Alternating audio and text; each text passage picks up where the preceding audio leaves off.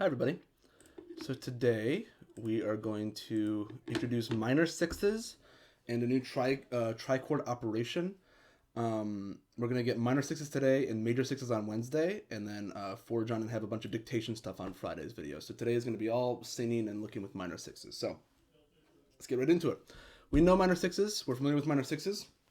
Let's go ahead and do a warm-up on, let's do a major scale and a minor scale, and then we'll do a little bit of interval singing. Okay, major. 1, 2, ready, go.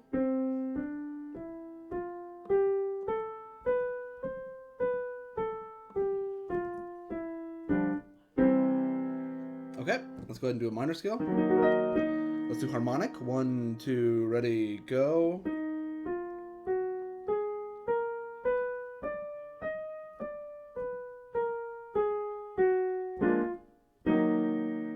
Okay. Now, from this note, sing this note on La. Now, hear a minor sixth above in your head.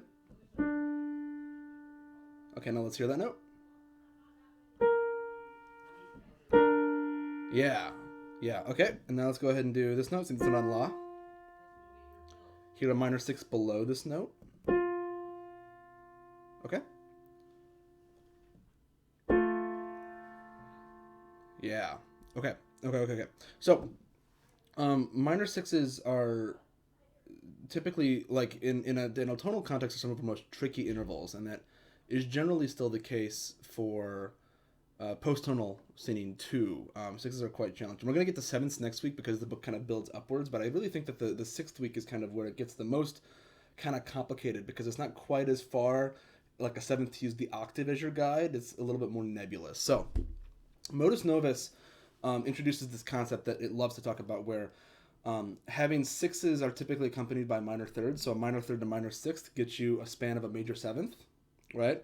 So this first one here, right? You've got a major seventh here. You've got a minor sixth and a minor third, right? Get you that kind of clash within your octave there. They reverse that then, of course, right?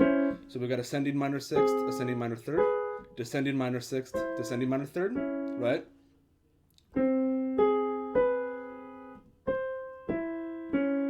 And so on. That third measure there, you can see we start with a descending minor third and then a descending minor sixth, right? So this is enharmonically basically the same as number one, and in fact it's basically what our trichord operation later is going to be. Fun fact, but we'll get to that later. Okay, number 4 then is where we ascend with a minor third and then a minor sixth, right? So when you do that, regardless of the order, you'll end up with a major seventh away from wherever you begin, but it's about what note is kind of in the middle, whether you've got this note in the middle or this note in the middle, okay? Yeah, and Modus Novus brings this home just because that's kind of a, it's a way to kind of go about pedagogically kind of engaging with minor sixes. Modus Novus does have, at the beginning of every chapter, a pretty good breakdown of kind of like, here's the tonal context of this, here's how we can use it in a post-tonal setting, here's some frequent versions of it. So I would encourage you to check those out if you ever find yourself struggling. So we got some fragments here, six little melodic fragments. Let's go ahead and take a look at these. So the very first one, number 12, is only the 2-measure fragment, of course. We've got this kind of ascent upwards, this almost kind of Phrygian type sounding thing. We then have a leap from D up to our B flat, right? And then we go up to a D flat. So there's your minor sixth and your minor third again, right? A couple of things about this one that's useful for you for sight-seeing purposes. So acknowledging that you start off on a B, and look at this. You step up a minor third, and then you go to a minor sixth, right? And then the third and the sixth then gets its own third on top, right? So you've got a stack of a minor third, a minor sixth, and a minor third, right? It's kind of I wouldn't go as far as to call this a symmetrical set, but you definitely have this this kind of regular motivic statements here. So,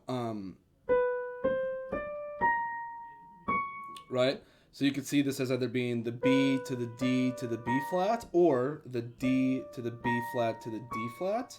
In either case, you're getting that kind of that third and sixth interplay. From the D flat, we go down a deceptive distance. It's only, in fact, a major third. We go down to A. It looks like a fourth because of how it's spelled inharmonically, but it's only a third. And then we go down another major third. So we get a nice augmented triad there at the end. And then up another minor third again. Right?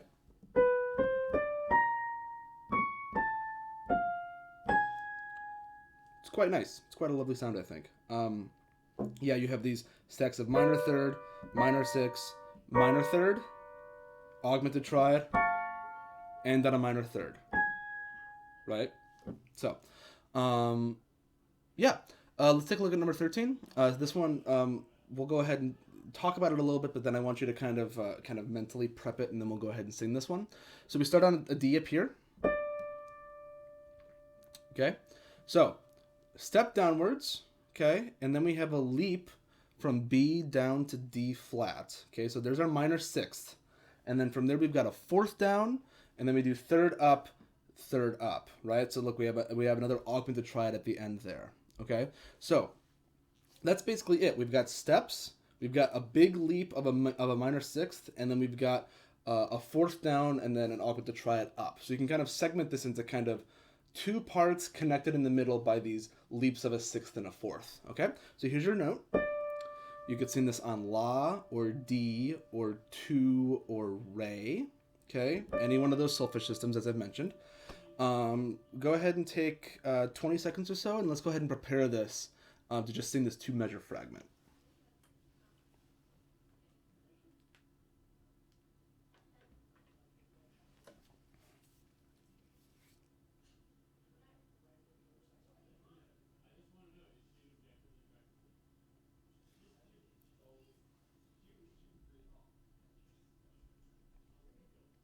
Okay, let's go ahead and try this out. Here's your note again. Oh, pardon me.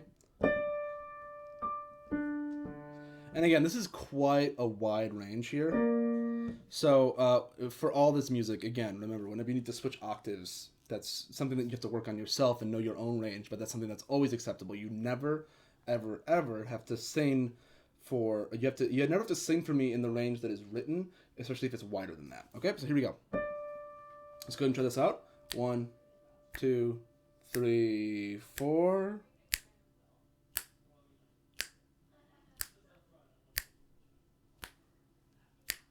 Okay, so let's go ahead and do that again. Okay, this time go ahead and listen for me for the pitch, and let's go ahead and kind of correct ourselves. So make sure that we're doing whole step, half step, right? Kind of this Phrygian type sound down. We're doing the skip of a minor six, and then we have our augmented triad. Okay? 1, 2, 3, 4.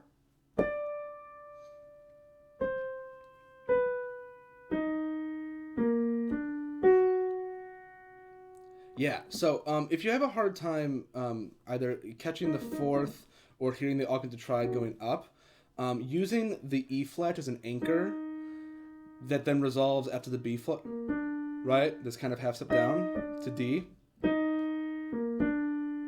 right? That could be kind of a way to kind of anchor yourself. Okay, 14. Something similar, right? Tremendously similar, although some of our intervals are flipped. So now instead of this kind of Phrygian step down, we've just got kind of a minor step down. We've still got our minor sixth. It's spelled enharmonically differently, but it's still a minor sixth. Instead of a fourth down, we're going a minor third down, right? Like that kind of first line that we talked about. Pardon me? Right? But then, once again, another augmented triad to ascend us up. It's almost identical to 13, except for 2 exceptions, okay? Except for just 2 exceptions. The C sharp and the C natural at the bottom. Okay? So, let's just go ahead and sing this one with the piano. Ready? 1, 2, 3, 4.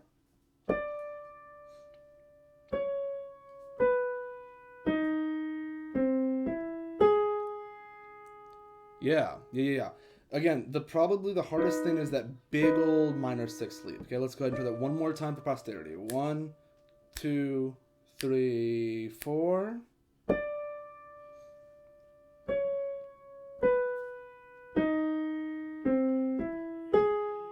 Yeah. It's quite wide. Okay, great.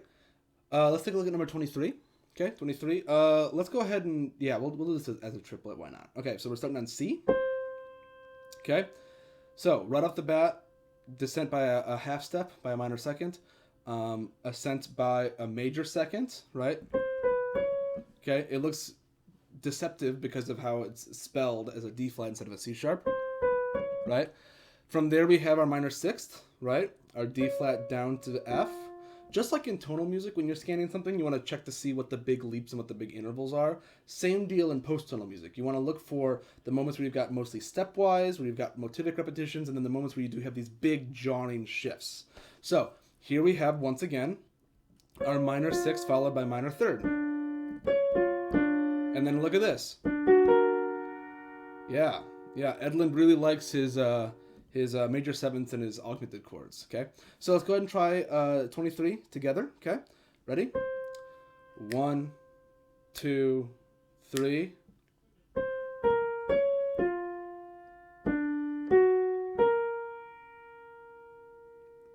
Okay, that was a little quick. Let's go ahead and try that one more time. 1, 2, 3.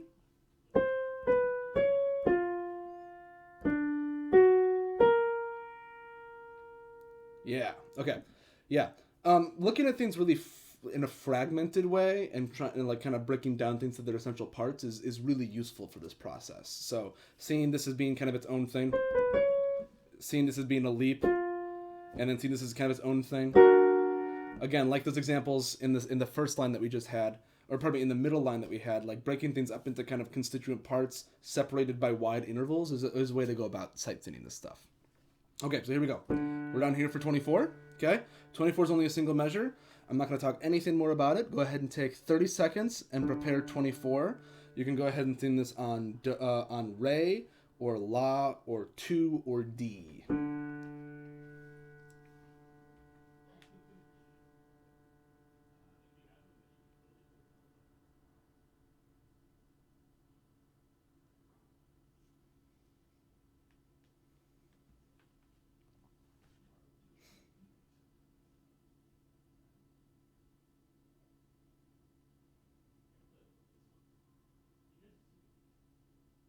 Okay, here we go. Okay, let's try this out. 1, 2, 3, 4.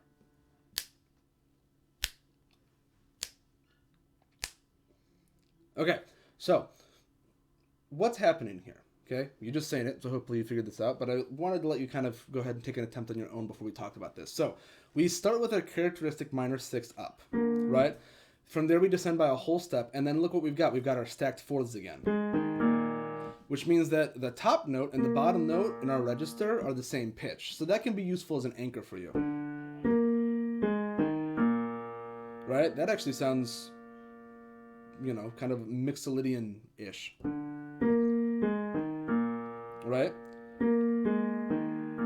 Stacking our fourths downwards. Okay? Great. 25, suspiciously familiar. Look at this. Fourths upwards. Descent by a half step, and then here's where our minor sixth is. And then look, there's our minor sixth and our minor third again. Pardon me?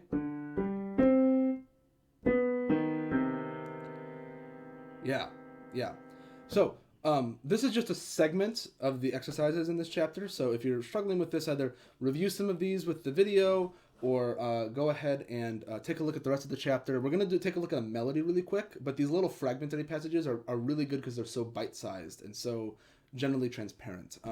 If you don't have a keyboard at home, you could either use like a keyboard app, you could put some of these into a notation software, play them on your own instrument as practice. Singing it a couple times first and then playing it on your instrument is a good way to do it. And if you think of what you would sound like if you played this on your instrument, way to go about this. Okay, so melody time. This one, instead of having you prepare this one, let's just go ahead and talk through some things, okay? So notice that we start and end on the same pitch, right? So B is going to be useful for us as kind of an anchor throughout. Notice that also on the downbeat of measure 3, we get a really strong appearance of a B as well, okay? So starts off stepwise, all stepwise. We kind of circle around our first pitch, right? But it's not too bad. Here's our minor sixth, right off the bat, okay? right? Big interval, but then it gets relatively straightforward. Half step down, major third up, okay? Half step down. Here's another sixth though, right? So that's a little bit tricky. We've got two minor sixes pretty quickly in quick succession, but we then have our kind of step back down to our first pitch. So if you still can kind of hold on to that B from the beginning,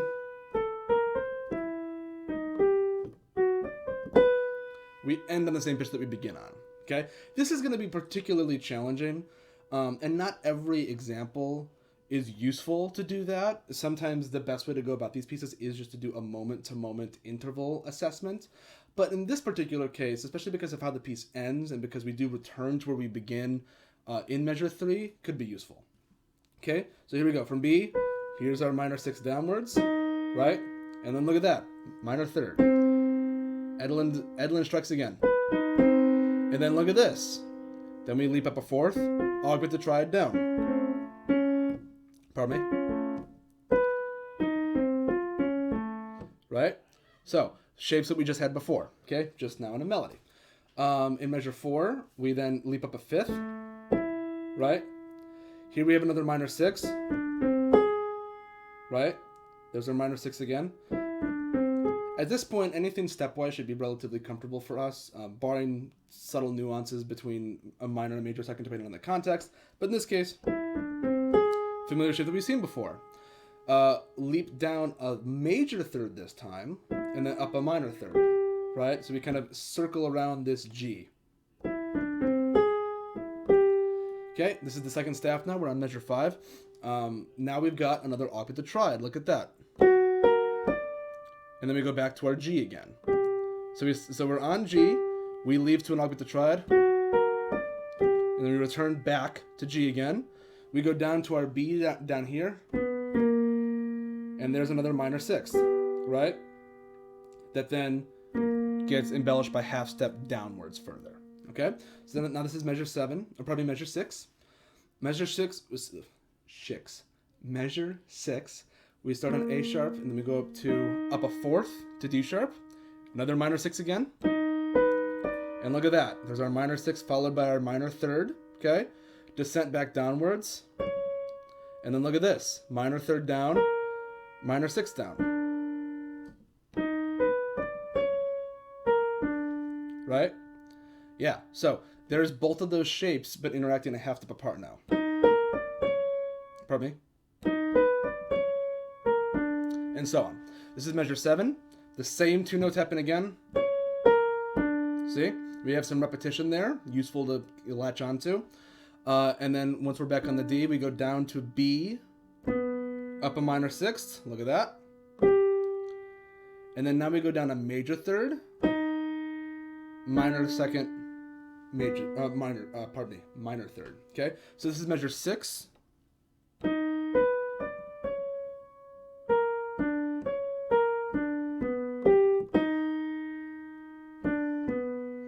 Yeah, so the trickiest part about measure 7 in particular is how wide a lot of these intervals are. This is tricky, but looking at it in the context of what became before it in measure 6 really helps keep that D flat and that B flat kind of in your brain. Okay, so the whole thing throughout.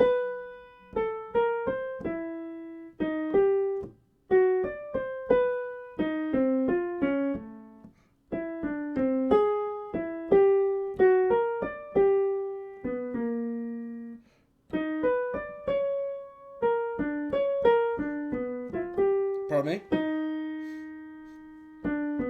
Yeah, rhythmic licenses were taken there, and I flipped the note at the end, but that's the general gist of this, okay?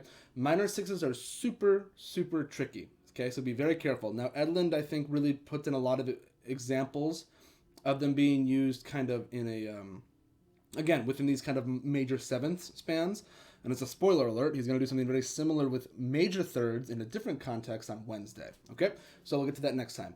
Before we end, let's go ahead and talk about our trichord operations, okay? From here on out, we're going to be shifting trichords a little bit. So before, we were looking at them as harmonic objects, right? Something like that.